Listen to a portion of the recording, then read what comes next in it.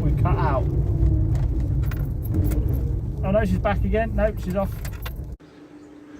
Hi, welcome back to Chop's Garage.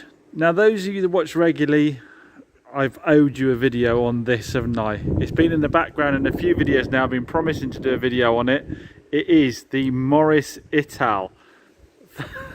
Firstly, a lot of you are going to question, James, why do you have a Morris Ital when you specialise in more modern, small runabouts? Well, again, those of you who watch the channel regularly know I just love old stuff. And I really do think this has got to a point of being retro cool now. I mean, when did you last see one? Now, I know that's going to split a lot of you. A lot of you say, you know, it's terrible car, was a terrible car, new, just bin it off, take it down the scrapyard. But other of you seem to get it. You seem to get why I was attracted to buying this car. Nostalgia for me, I've never owned one. My dad never had one, anything like that. I don't know, I just find modern cars a bit boring, and when I see stuff like this, I'm always wanting to grab it, especially when it's in this magnificent gold. So, to find out exactly what we've got, I've got the logbook here to be sure, because I know a lot of you would correct me if I got it wrong. So what we have is a 1983 Morris Ital SLX.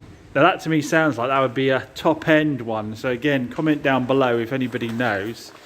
But it's sporting the 1700cc engine. So we've got the bigger engine in this.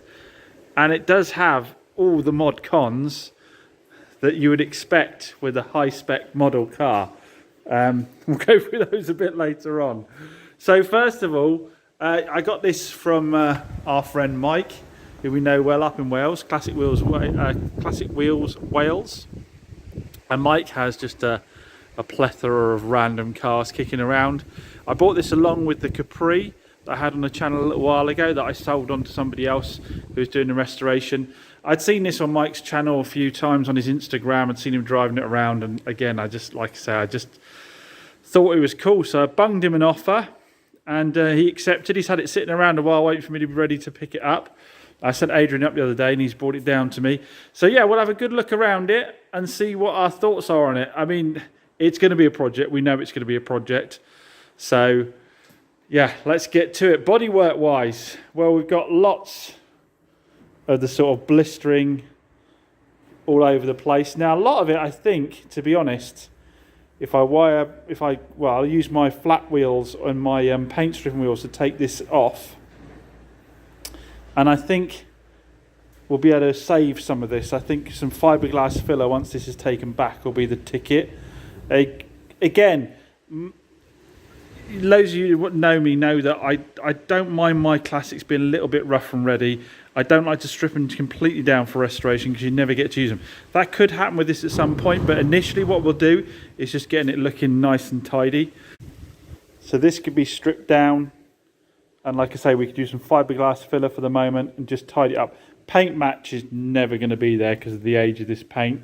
The trick is just to stop the rust for the moment, give it a coating, get something that resembles it, and then enjoy the car. We've got little bits and bobs that could do with tidying up, like sort of round the wing mirrors here. They could do with scuffing down and spraying with some stone chip or something. Get the rubbers back along here, get these bits along here.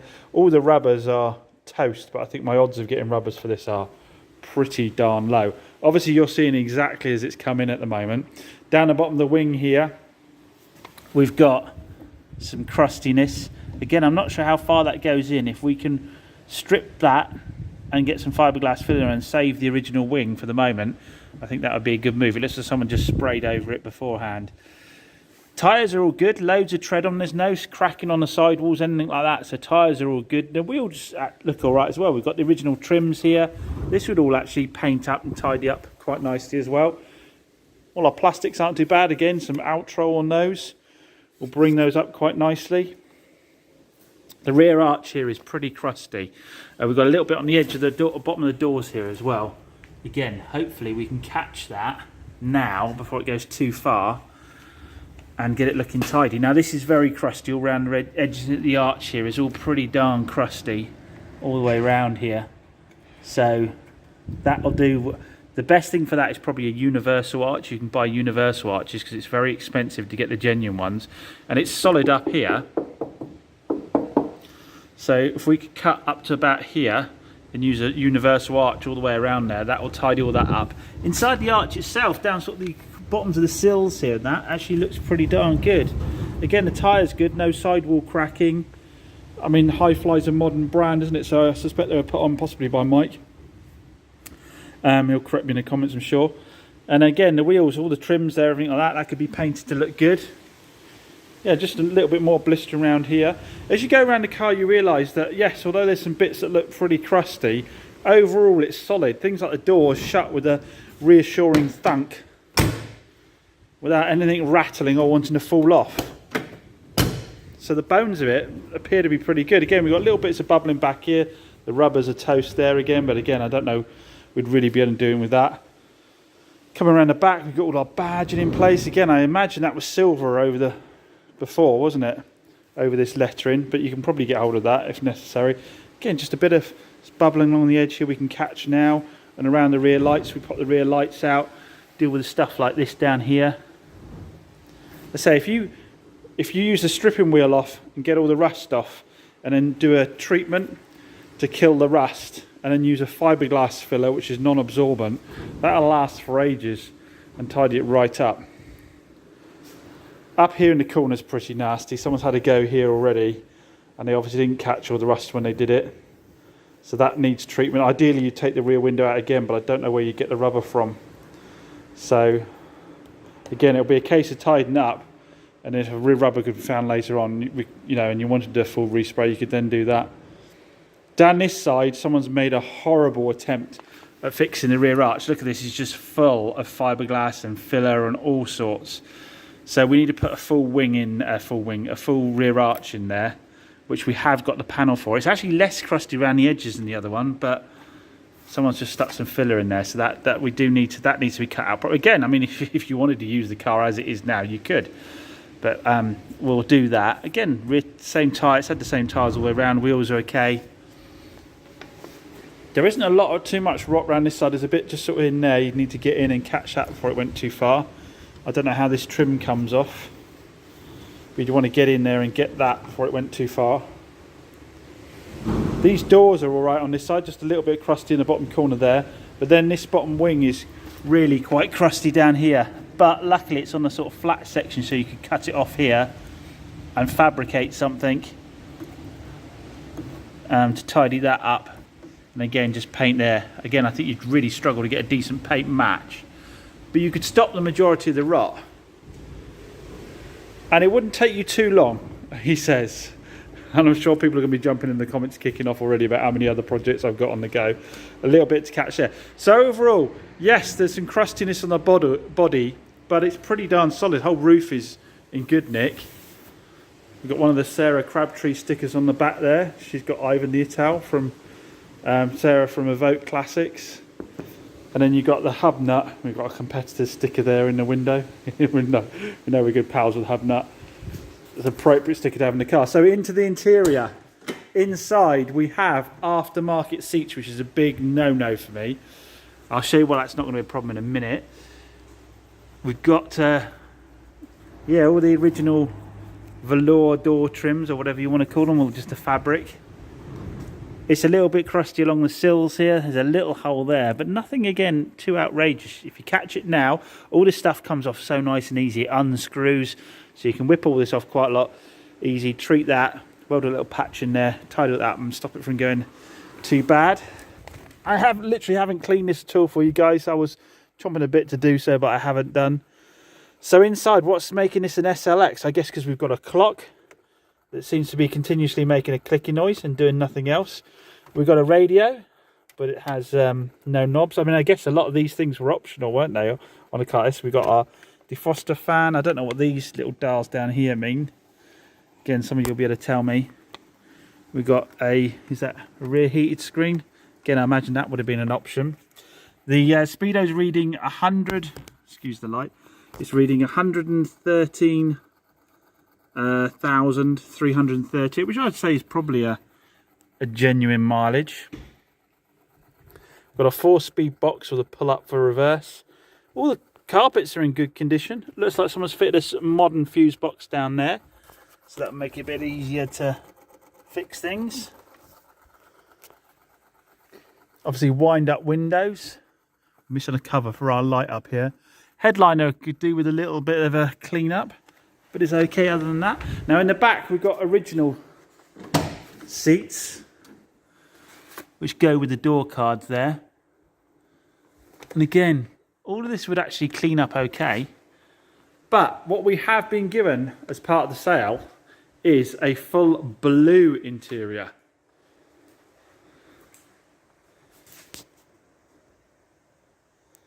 Yeah, look at this amazing blue interior. Now I am very much in favour of going for a gold exterior and a blue interior. Comment down below what you think, because my other option is to dye these front seats black and put them in the car. That would be the quickest thing. Dye those front seats black, put them in the car, but then they don't have the same sort of striping those do on the back there, so they wouldn't be an exact match still.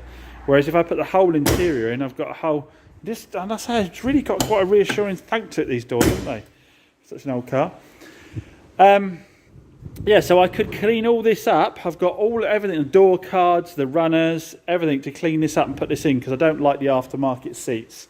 So yeah, comment down below what your thoughts are now. Which way would you go with that? I don't really want to run with these in there. I think it takes away from the whole retro thing of it, just sticking some random seats from another car in there. Now what we also have is a rear arch for that really bad side. One's been provided with the car. So it's time to get my nice... I'd like to do this work myself on this one. I think I need to take some time out for myself and do some of my own projects. And this is something I like to do. I do enjoy welding. I enjoy fabricating. I haven't been able to do it for so long because I've just been focusing on the normal stuff of the business. I have bought myself a gas welder recently to replace my gasless welder. So I really would like to have a go at doing as much of it myself as possible. So yeah, comment down below on your thoughts on the interior. Right, let's have a look under the engine bay, because there's a bit of a surprise under the engine bay. So here we go. And the surprise is how rust-free it is compared to the rest of the car and how clean and tidy it is. Let me just put the stay up a second.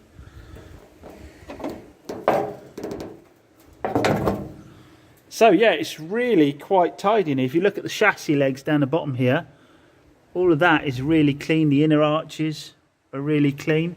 There's a little bit, I think, underneath the battery, underneath the servo there, but it's not rotten through. It's just bubbling again on top, which you get because these old ones are leaking. They leak brake fluid down, and that makes that bubble up. But yeah, all your chassis legs and your inner wings and all that, and your bulkhead is all really good. Mike has done a full service on this, got it running quite nicely. We'll show you that in a bit. I think he put a new belt on it, if I remember rightly. All the hoses are good. None of those are crusty. Yeah, this all is, you know, actually quite tidy in here. So this is the 17, or was it 1698 or something like that, cc. Goodness knows how little horsepower it puts out. A lot of people put in the comments that they used to drive some of these around with the bigger engines. They're actually quite nippy. I mean, I imagine they felt like they were nippy. In reality, I can't imagine they really are. We've got the oil dipstick down here. Oil's a nice colour. It's the right level. We've got some weeping, but not a lot. I mean, it looks like it's a little bit from up here somewhere. Where's it leaking from? It seems to be coming out the distributor there somehow, leaking off the bottom there. But again, nothing outrageous at all, really. Nothing's hitting the ground. And if you try and chase down every leak on something of this kind of age, then good luck to you. So yeah, I was quite surprised at how tidy the engine bay was compared to the rest of the car. Again, minimal rust around the edge of the wings and stuff like that here. This will all tidy up quite nicely. Little SU carb there. Run into this doody little air setup. So again, yeah, if any of you know much about these engines, bung your comments down below. If I see it looks like a single overhead cam. I love how the simplicity that you can work on these engines. This is when they expected you to do a bit of work on the engine themselves, and they made a point of allowing you to get in there and get your fixes done. Right, shall we start her up for you? What have I done with the keys?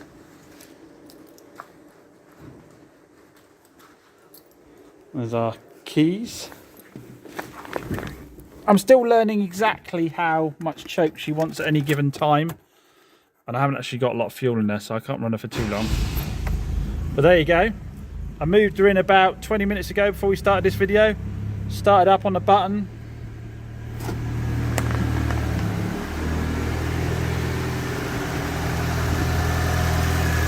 Idling nicely.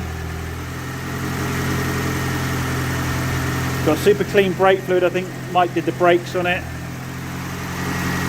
You see all our washer fluid and coolant and all that is all fresh and clean as well. Yeah, so it's like I say, I'm kind of just learning it doesn't actually want a massive amount of choke to start, and if it's really warm outside it wants next to none. And after a couple of goes then she just runs like this. No nasty smoke out the back or anything like that. Right, should we go for a little ride? While we've got on the slope outside before we head off, I know a lot of you are going to be desperate to tell me the underside's going to be rotten as a peach. So let's have a little look. Oh. So, I'm seeing a lot of surface rust on springs, that kind of stuff. But I'm not really seeing any sort of major rot on chassis rails, or it's actually really solid. Looking it over, it looks like it's been wax oiled previously. Got some dampness down here. Looks like the seal on the front of the rear axle there might have gone, so that'll be worth doing, making sure that we don't run out of any fluids. Back of the floor pans look good. Sauce has got a lot of surface rust on it, but it's not blowing. All the rubbers look pretty old, but the ones on the bottom of the shocks are okay. It's pretty darn clean down here, to be honest, guys. Let's have a look a bit further forwards. The wind is blowing stuff in my face, but yeah, the floor pans are good. All the chassis rails and so all that looks good. All the box steel down here looks good. I'm quite impressed. So we look at all the sills here. We've got some crusty bits here where the paint's flaked off from jacking presumably, but it's all actually pretty good. Again, it'd be worth wire brushing it down and treating it to stop any of these small little blisters going too far.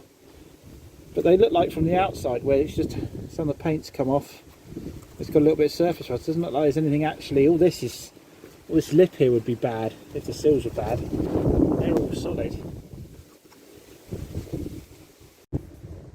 Underneath the engine here we've got some very slow fluid leaks, which look like they're coming from the sump pan there.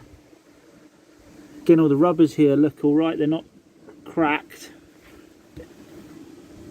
A bit of a wire brush down and a lick of paint. All this would look pretty good actually, to be fair.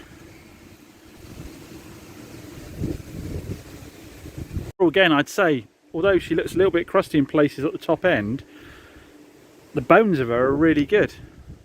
Right, let's go for a spin. By the way, the nickname for this vehicle is the Workbench, and that's how it'll be referred to in future videos, because it sat around in Mike's unit for quite a long while and ended up having lots of stuff just piled on top of it while he got on with other cars. So yeah, its nickname is the Workbench. But anyway, let's go for a spin. So off we go. It'll just be a short little run, give you a little bit of feedback on it, because it hasn't got a lot of fuel in it, and I haven't gone down and got any yet. Oh. So firstly, gearbox and clutch, fine. It's a really long throw compared to all my other stuff.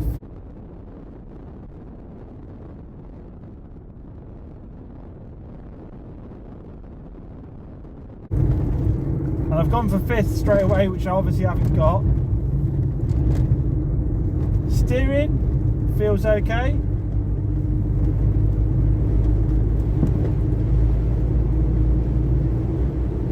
No major knocks or bumps as I'm going along.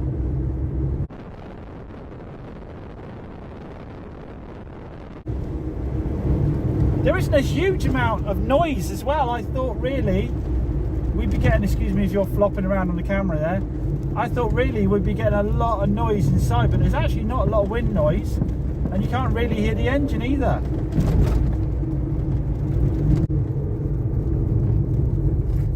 Oh, we cut out. Oh no, she's back again. Nope, she's off.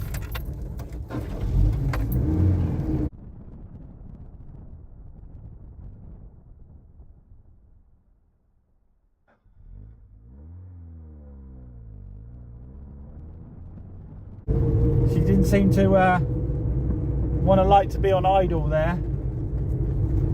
You know, I was off the gas completely and coasting a little bit there, and it seemed that when I didn't have any accelerator on the go, we were losing power. Alright, spin around and go back again.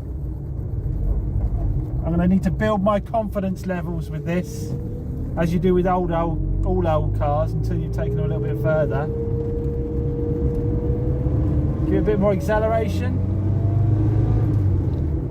So it actually feels sprightly enough. Feels as sprightly as the MGB. Well, actually a little bit more sprightly, I'd say.